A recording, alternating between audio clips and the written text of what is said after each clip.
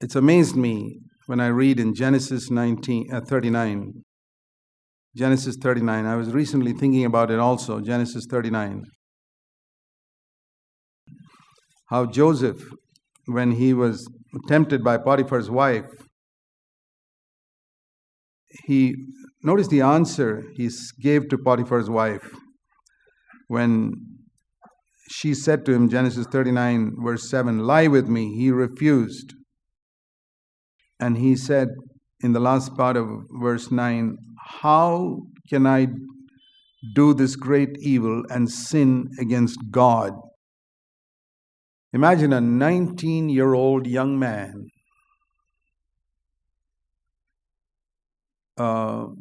saying something like that, who has no Bible, and Jesus hasn't come, he doesn't know anything about Jesus Christ, no Holy Spirit dwelling in him, no fellowship, no meetings, no marriage seminars, no instructions to young people how to overcome temptations of sex.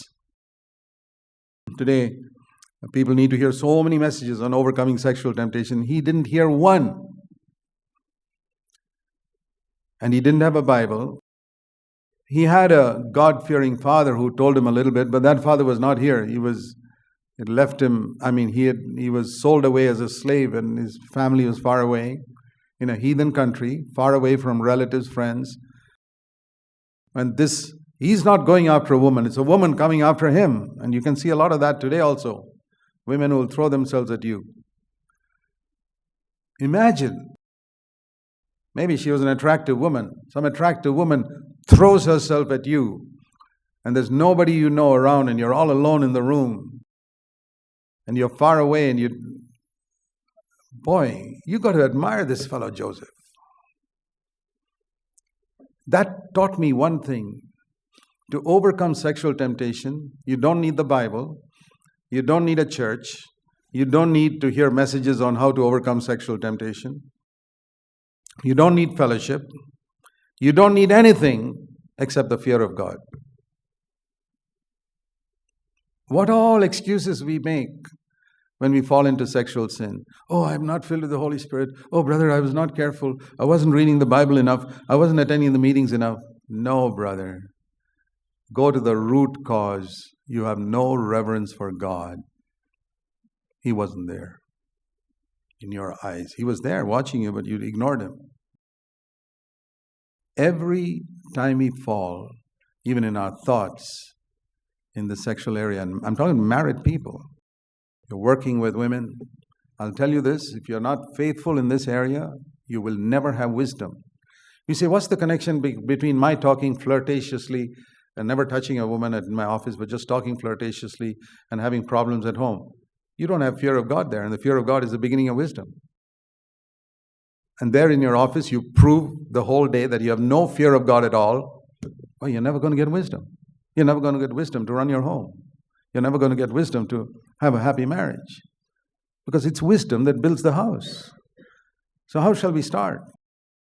The fear of the Lord. Reverence for God. Like that brother Lawrence wrote a book on the practice of the presence of God. Lord, you're here. Lord, you see me all the time. You see me all the time. You're watching over me. You're here right now.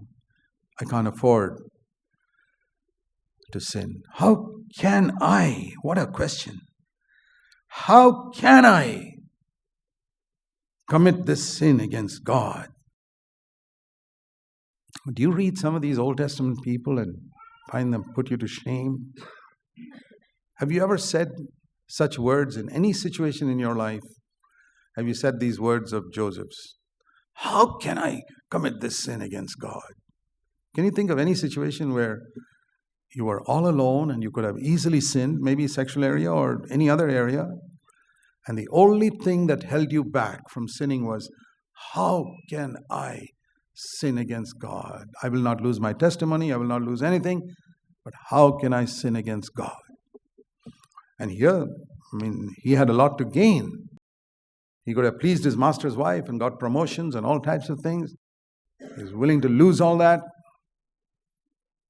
Imagine just the fear of God. So there's one thing that Jacob taught Joseph, to fear God, and that's the thing that helped him. That's a great thing that we need to teach our children. Like it says in Psalm 34. By the way, this is a psalm written by David before he became king. It says that in the top, when he feigned madness. That means before he was 30 years old. Here's a 28-year-old young unmarried man, David. He wrote it when he was maybe 28, definitely less than 30.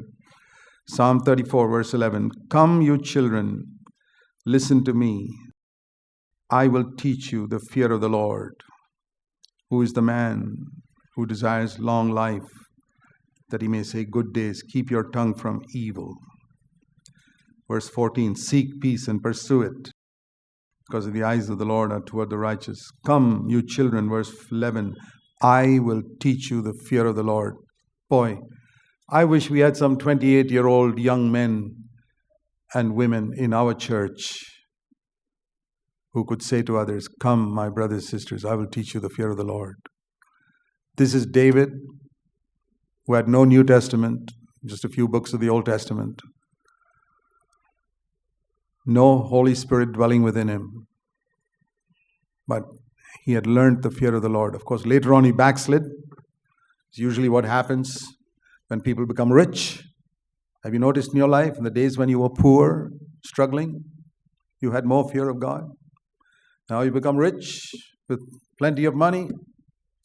The fear of God gradually departs. I have seen it universally.